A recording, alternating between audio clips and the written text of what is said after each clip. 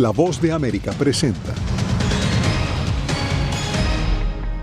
Gracias hoy al pueblo de México.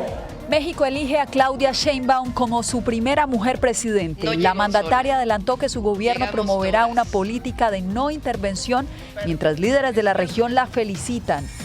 Ambas campañas presidenciales en Estados Unidos usan el veredicto contra Donald Trump para conquistar votantes indecisos. Y en Florida, expertos estudian cómo crear estructuras más resistentes a los huracanes.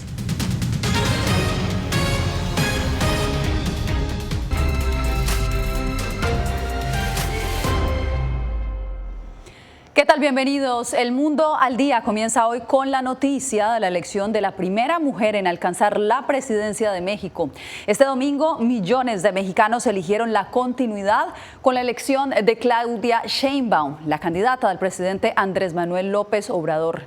En cobertura de equipo nos acompañan desde Ciudad de México nuestros enviados especiales. Celia Mendoza, comienzo contigo porque Xóchitl Gálvez reconoció los resultados, pero de alguna manera ahora dice que impugnará estas elecciones. ¿Por qué?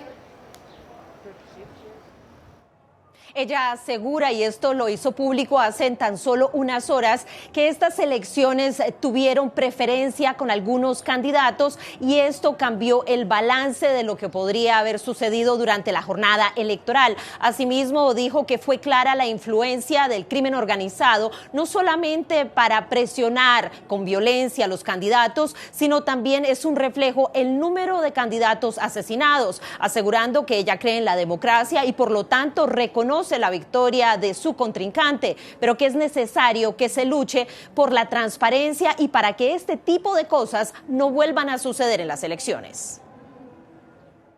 Por primera vez en 200 años de la República me convertiré en la primera mujer presidenta de México. No llegó sola, llegamos todas, con nuestras heroínas que nos dieron patria, con nuestras ancestras, nuestras madres, nuestras hijas y nuestras nietas. A sus 61 años, la candidata de la coalición Sigamos Haciendo Historia, Claudia Sheinbaum, es la primera mujer que asumirá la presidencia de México. Tras una masiva participación, el Instituto Nacional Electoral, INE, confirmó las tendencias de las encuestas de cierre de urnas. El conteo se realizó en 5.651 casillas que representan un 74.3% de la muestra total, con un nivel de confianza de al menos 95%. Guadalupe Taidey, consejera presidenta del INE, indicó que Sheinbaum obtuvo entre el 58,3 y el 60,7% de los votos, cifras que llevaron a la candidata de oposición Xóchitl Gálvez a reconocer su derrota. Me comuniqué con la doctora Claudia Sheinbaum para reconocer el resultado de la elección. Le dije que vi un México con mucho dolor y violencia y deseé que ella pueda resolver los graves problemas de nuestra gente. Para mexicanas como Abril Flores, ya era hora para que una mujer llegara a la presidencia, pero reconoce que el apoyo a largo plazo depende de su labor. Yo creo que desde el primer año se van a empezar a ver resultados sutiles y ya a mitad de su periodo probablemente podemos ver está bien o está mal. Sheinbaum recibió más votos que inclusive a seis años Andrés Manuel López Obrador y también tendrá un beneficio cuando sea juramentada el 1 de octubre y es que tendrá la mayoría en la Cámara de Diputados y Senado, ya que las proyecciones del INE aseguran que sería la mayor parte miembros de Morena. Celia, y lo veíamos desde Estados Unidos hasta Venezuela, comenzaron a llegar mensajes de felicitación a Claudia Sheinbaum. Jorge Agobián, ahora voy contigo. Desde el ámbito internacional, ¿cuáles son esos retos que ahora enfrenta la nueva presidenta? Yasmín, Sheinbaum dijo que mantendrá la misma visión de política exterior de Andrés Manuel López Obrador, pero está por verse cómo va a maniobrar con las relaciones quebrantadas que sostiene el gobierno de AMLO con algunos países de la región, pero también cómo van a trabajar de la mano de Estados Unidos para temas clave como la migración irregular. Una victoria que trasciende más allá de México. Continuaremos con una política exterior basada en nuestros principios constitucionales de no intervención. A partir del 1 de octubre, Claudia Sheinbaum dará forma a la relación exterior de su país. Sí, estoy muy contento.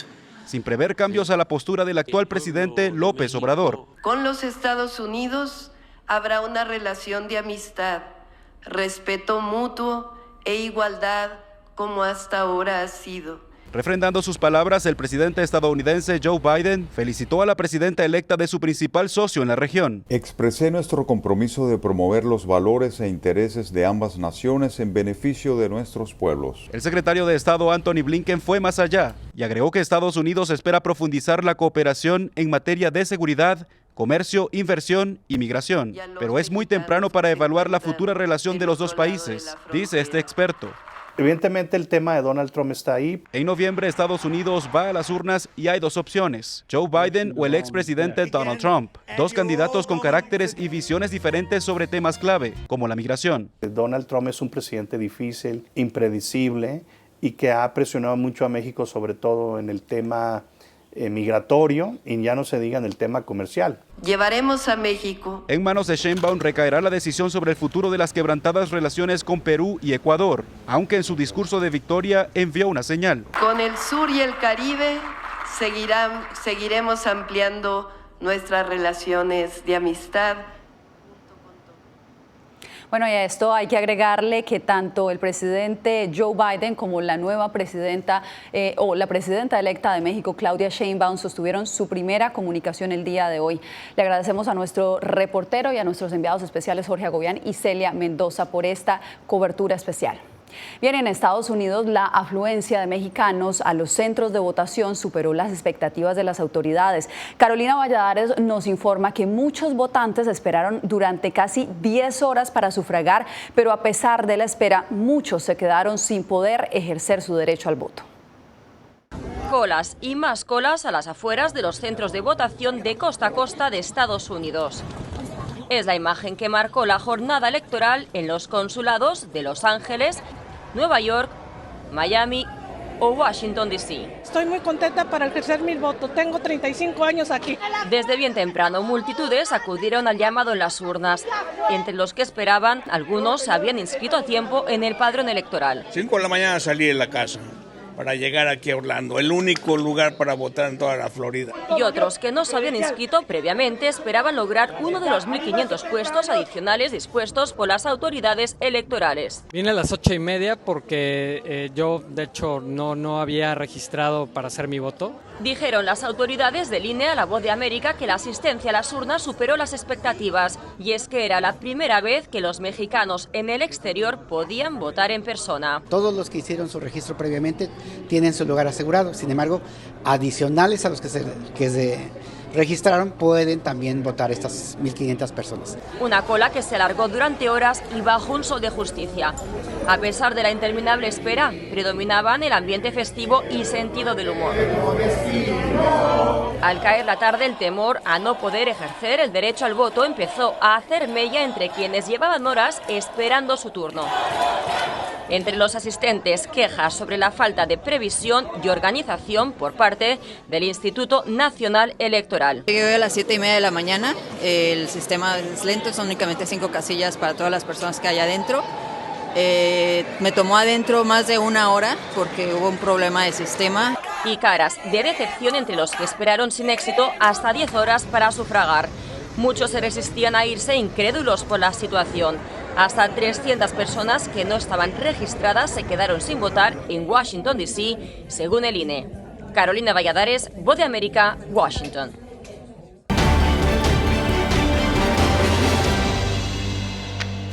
Tras el histórico veredicto de culpabilidad contra Donald Trump, el hoy candidato presidencial se pronunció sobre la posibilidad de ser enviado a prisión. Y es que ambas campañas, tanto la republicana como la demócrata, utilizan la decisión del jurado para captar a los votantes indecisos. Veamos el informe que nos preparó Ángela González. Donald Trump se convirtió en el primer expresidente de Estados Unidos en ser hallado culpable de cargos criminales, pero su popularidad no ha menguado, dice uno de sus abogados. En las 24 horas posteriores a este veredicto, la campaña de Trump rompió récords de recaudación, incluidos aportes de decenas de miles de nuevos donantes. Creo que el pueblo estadounidense ve este juicio tal como fue y ciertamente tenemos la esperanza de que en una apelación lo desestimen. La Fiscalía de Manhattan acusó a Trump de falsificar registros comerciales para influenciar de manera ilegal los resultados de las elecciones de 2016 en la que ganó la presidencia. El veredicto de culpabilidad no lo ayudará, dice el gobernador demócrata de Maryland. Lo que va a resonar en la comunidad en su conjunto es tener una persona, tener un presidente como el presidente Biden que realmente se esté centrando en nuestro futuro. En una entrevista exclusiva transmitida por Fox and Friends, Trump opinó sobre la posibilidad de ser sentenciado a cárcel o arresto domiciliario el próximo 11 de julio cuando el juez Juan Merchan dicte su sentencia. No sé si el público lo soportaría, ¿sabes? No estoy seguro de que el público lo pueda aceptar. Creo que sería difícil para el público, ya sabes, podría ser un punto de quiebre. La campaña de Biden publicó un clip de la entrevista en X con el título que decía "El delincuente convicto Trump sugiere que habrá violencia si lo ponen bajo arresto domiciliario". El veredicto de culpabilidad podría nutrir la campaña de Biden y convencer en especial a votantes indecisos, dice la politóloga Susan Stokes. Tal vez mujeres de los suburbios que podrían estar un poco indecisas sobre qué hacer en noviembre de 2024 y necesitan que se les dé alguna razón para mirar más allá de este veredicto. El primer debate presidencial está pautado para el próximo 27 de junio. Ángela González, Voz de América, Nueva York. Este lunes, Hunter, el hijo del presidente Joe Biden, llegó a un tribunal en Delaware durante el inicio del juicio en el que es acusado de 3 cargos por delitos graves derivados de la compra y posesión de un revólver en el 2018, por el que habría mentido al decir que no era drogadicto. Este es uno de los 2 casos penales que enfrenta el hijo del presidente. El otro es relacionado a impuestos federales y se lleva a cabo por separado en California. El presidente Biden emitió hoy un comunicado expresando el amor por su hijo y agregó que muchas familias tienen seres queridos que han superado la adicción.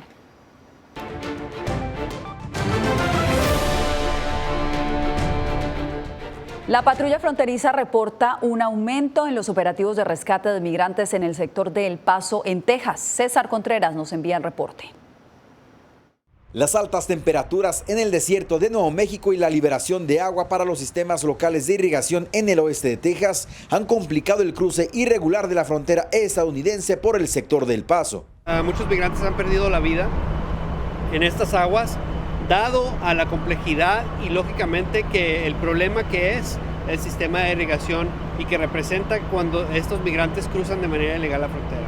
Y es que el número de personas rescatadas ha aumentado de manera sustancial en el presente año fiscal con respecto al anterior. La patrulla fronteriza durante todo el año fiscal 2023 registró 597 rescates. Mientras que durante el presente año fiscal, que empezó el 1 de octubre del 2023, se han registrado más de 620 rescates y el arrepentimiento comienza a apoderarse de quienes intentan migrar de manera irregular a Estados Unidos. Bueno, por mí, yo lucho, pero por mi hijo, por él es que yo a veces me arrepiento de haber venido aquí. Los migrantes tienen claro cuáles son los riesgos de buscar un ingreso ilegal al país. En el desierto te comen los coyotes, te quedas sin agua y ahora si cruzas por el río, pues te ahogan. Pero no todo es desalentador. Los rescates han evitado que el número de fallecimientos por deshidratación o ahogamiento desciendan. Durante el año fiscal 2023, el sector del Paso registró 147 muertes. Ahora, lo que va de este año fiscal 2024, ya hemos registrado 54. César Contreras, Voz de América, El Paso, Texas. Bomberos continúan sus esfuerzos para apagar un incendio que ha consumido más de 4.856 hectáreas en el centro de California. La Agencia de Extinción de Incendios del Estado, CAL FIRE, informó este domingo que unos 400 bomberos se han unido en las operaciones y solo se ha podido contener el 15%. Las autoridades han instado a residentes locales a evacuar la zona mientras también investigan la causa del incendio. Y al comenzar la temporada de huracanes en la cuenca atlántica, expertos en Miami estudian nuevos métodos para construir estructuras que tengan la capacidad de resistir los fuertes vientos que cada año causan estragos en el estado de Florida. El reporte lo tiene José Pernalete. el muro de viento. Este proyecto es una realidad en Miami, donde se simulan los efectos de los huracanes que azotan anualmente a la comunidad. Una instalación localizada en la Universidad Internacional de Florida que ahora cuenta con un aporte federal del Instituto Nacional de Estándares y Tecnología valorado en más de $4 millones para lograr unas simulaciones que se adecúen mejor al realismo de la naturaleza. Siempre pensamos que vientos de 160 a 165 millas por hora eran lo máximo que íbamos a enfrentar, y sabemos que por lo de los últimos años, estas tormentas están al borde de vientos de 200 millas por hora. El objetivo es recrear situaciones meteorológicas extremas para determinar posibles regulaciones que otorguen a las construcciones mayor resistencia ante los devastadores huracanes que azotan al estado anualmente. En el Atlántico sí hemos visto un incremento o un aumento en los huracanes en los últimos 30 años. Eso pensamos que es parte de un ciclo que ocurre naturalmente en la atmósfera y en el océano. Otro de los objetivos es reducir los costos de las construcciones de inmuebles y edificios, pero sobre todo, evitar los daños millonarios que causan estos fenómenos naturales. Uno de los huracanes más fuertes que ha azotado Florida fue Ian, en septiembre de 2022. FEMA, la Agencia Federal para el Manejo de Emergencias, calcula que Ian provocó daños por $115 millones. Fue el tercer ciclón más fuerte que ha impactado a Estados Unidos luego de Katrina y Harvey. José Pernalete, Voz de América, Miami. Cuando volvamos, la promesa de Nayib Bukele al posesionarse por segunda vez como presidente de El Salvador.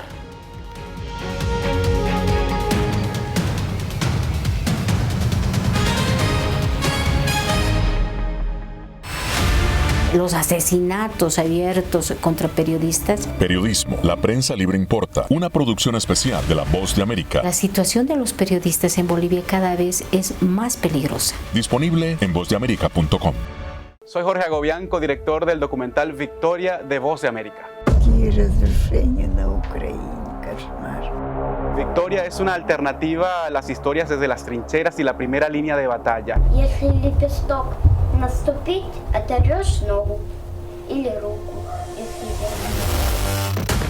Te lleva a ver la guerra desde los hogares de los personajes ucranianos para entender y comprender sus miedos, sus frustraciones, su tristeza, pero también celebrar sus alegrías. Victoria estrena oficialmente el 5 de junio en vozdeamerica.com.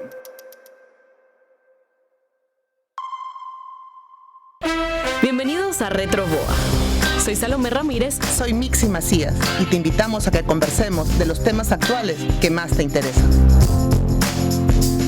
Acompáñanos en un nuevo programa digital que será tu boleto a un diálogo fresco en el que tu voz será la clave. Todo incluido. Conéctate con nosotros muy pronto a través de RetroBoa, un podcast en vivo en las plataformas digitales de La Voz de América.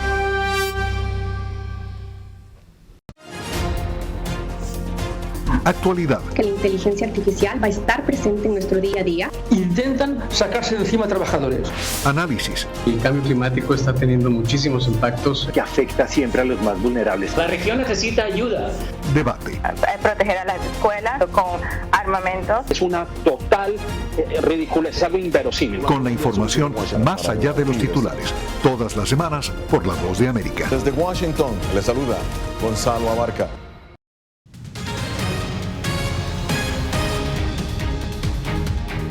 Nayib Bukele juró por segunda vez como presidente de El Salvador y aunque no dio detalles de su plan, prometió que luego de sanar al país de la inseguridad, ahora sanará su economía con algo que llamó una medicina amarga. Claudia Saldaña reporta que llamó a los salvadoreños a aceptar cada una de sus decisiones sin titubeos. Es una realidad. Medicina amarga. Esto es lo que el presidente Nayib Bukele ofreció a los salvadoreños el día en que recibió la investidura como presidente por segundo periodo consecutivo. El país ya se curó de las pandillas y ahora quiere curarse de la mala economía. En este nuevo tratamiento para sanar la economía, quizá también haya que tomar medicina amarga.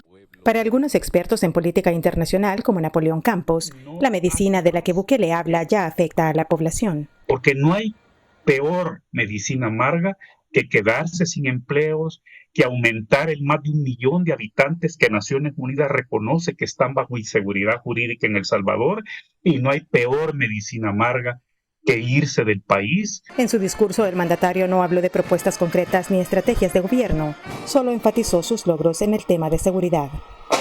Y es tanto el éxito del combate a la delincuencia, al crimen organizado y a las maras, ¿por qué no regresó la inversión extranjera al país, la que genera empleo?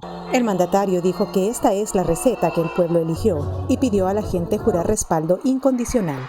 Juramos defender incondicionalmente nuestro proyecto de nación, siguiendo al pie de la letra cada uno de los pasos, sin quejarnos. Si esta es dictadura, vengan a vivirla porque lo vamos a reelegir. Si él 10 veces se reelige, 10 veces votaré por él. El presidente aún no ha hecho público si habrá cambios en su gabinete de gobierno. Claudia Saldaña, Voz de América, San Salvador. En Nicaragua, el oficialismo adelantó sus eventos de campaña por la presidencia. A pesar de que las elecciones se realizarán en 2 años y de la represión que vive la oposición, sus seguidores se movilizan desde ya para promover un nuevo periodo de Daniel Ortega. Donaldo Hernández nos informa. Transportistas nicaragüenses afiliados al partido de gobierno desde ya han empezado una campaña para postular al presidente Daniel Ortega y a su esposa, la vicepresidenta Rosario Murillo, para las elecciones generales de 2026. Gracias a las gestiones de nuestro buen gobierno, el comandante Daniel, nosotros estamos comprometidos con el pueblo de Nicaragua. Junto a las instituciones gubernamentales, los motoristas aprovecharon un donativo de 250 buses chinos para vestir camisetas y gorras que dicen Daniel y Rosario 2026. Seguimos bendecidos, prosperados y en victorias gracias a nuestro buen gobierno. Algunos analistas han lamentado que el gobierno de Daniel Ortega una vez más excluirá a la oposición de unos comicios, como ha ocurrido desde el año 2016. Yo siempre he dicho que Daniel Ortega jamás va a dejar de ser el candidato eterno del Frente Sandinista hasta el día que se muera. Aunque faltan 2 años para las votaciones, grupos de oposición desde ya califican el proceso como una farsa. Daniel Ortega lo tiene claro y Rosario Murillo. Ellos saben que el pueblo nicaragüense no los quiere. Con una oposición medianamente cohesionada, pierde. Recientemente, el presidente Daniel Ortega dejó claro que no tiene intenciones de dialogar con Estados Unidos de cara a las elecciones presidenciales de 2026, a pesar que para esa fecha tendrá 80 años. Donaldo Hernández, Voz de América. Al regresar, el Banco Mundial destaca las oportunidades que tiene Ecuador para sobreponerse a sus desafíos económicos e impulsar el desarrollo.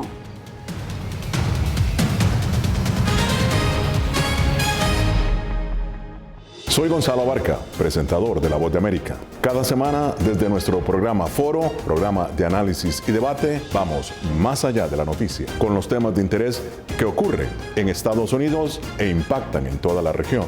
Desde La Voz de América, tengo el privilegio de moderar debates y confrontar ideas diferentes. Así nuestra audiencia se puede formar su libre opinión y tomar sus decisiones bien informadas. Porque en La Voz de América, la prensa libre importa. El crimen organizado asesinaba a los chicos y luego cremaba los cuerpos. Periodismo, la prensa libre importa, una coproducción de La Voz de América y Latina. Así que es complicado hablar acá de libertad de expresión. Disponible en vozdeamerica.com. Soy Diva Lizeth Cash, periodista y presentadora de La Voz de América. Ir más allá de la noticia, escuchar las voces de las minorías y de las comunidades más vulnerables para informar sobre sus necesidades y logros es mi pasión. Se ven obligados. Desde Washington, visibilizar la diversidad étnica de Estados Unidos y de la comunidad hispana es parte de una pasión que compartimos en La Voz de América, donde la prensa libre importa. Que empiecen a callar a periodistas, que empiecen a callar medios. Periodismo, la prensa libre importa. Una producción especial de La Voz de América. Porque al final lo que está en juego no son los medios de comunicación, sino la democracia de un país. Disponible en vozdeamerica.com.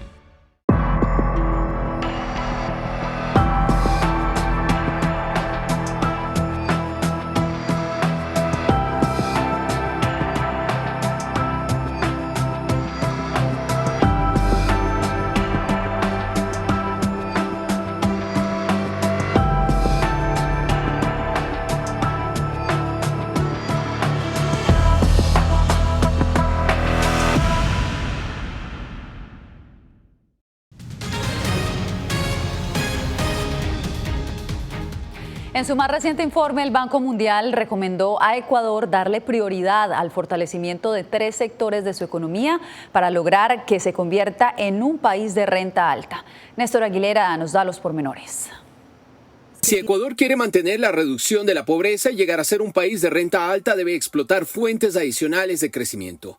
Así lo advierte el Banco Mundial en su informe Crecimiento Resiliente para un futuro mejor, presentado en Quito. Para esto se requiere, hay 3 áreas, ¿no? El tener una senda fiscal sostenible, aprovechar las oportunidades en los sectores claves y sobre todo también el implementar políticas que fomenten el empleo, la competitividad y la productividad. El organismo recomienda además que Ecuador impulse su crecimiento con una mayor participación del sector privado a través del potencial de la agricultura, la minería formal y el turismo. La minería formal es una pieza fundamental para el Ecuador, para el desarrollo del Ecuador, y el impacto en la economía nacional, pero en las economías locales ha sido definitivo. Si hablamos de agricultura, hablamos obviamente de alimentación, y esta alimentación es la base fundamental que tiene tanto los ecuatorianos como en el exterior. El informe propone también la búsqueda de consensos para la consecución de objetivos. Si bien es cierto, muchos nos se han enfocado que no hemos logrado un consenso en tal cosa.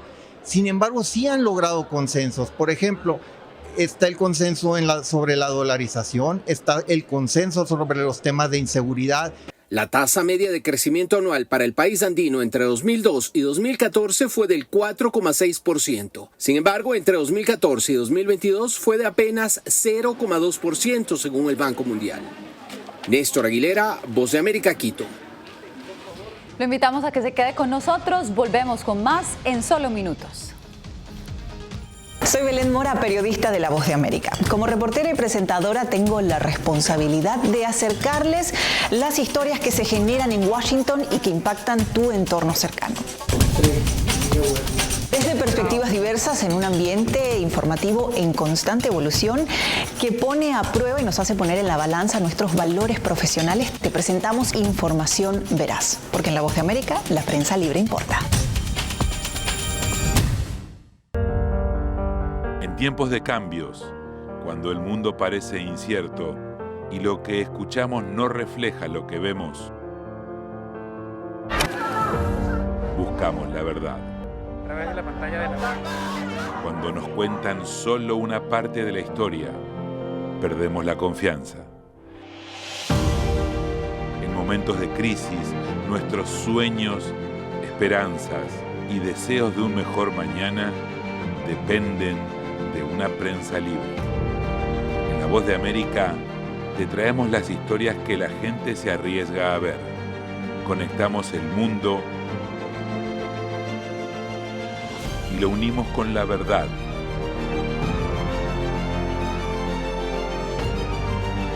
En La Voz de América te presentamos el panorama completo.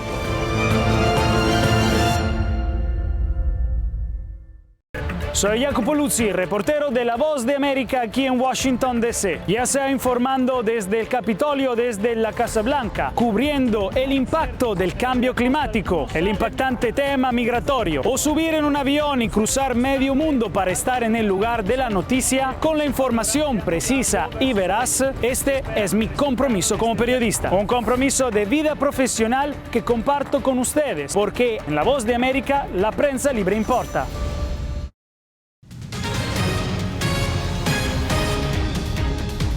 Nosotros regresamos para cerrar en la península de Yucatán, al sur de México, donde miles de cuevas subterráneas, ríos y lagos están bajo amenaza, pero un equipo de voluntarios de la organización Cenotes Urbanos en Playa del Carmen planea limpiar la basura y contaminación de sus aguas, que pone en riesgo a peces, reptiles y otros organismos del ecosistema, que además es uno de los principales atractivos turísticos de este país. De esta manera me despido por hoy. Les informó Yasmín López.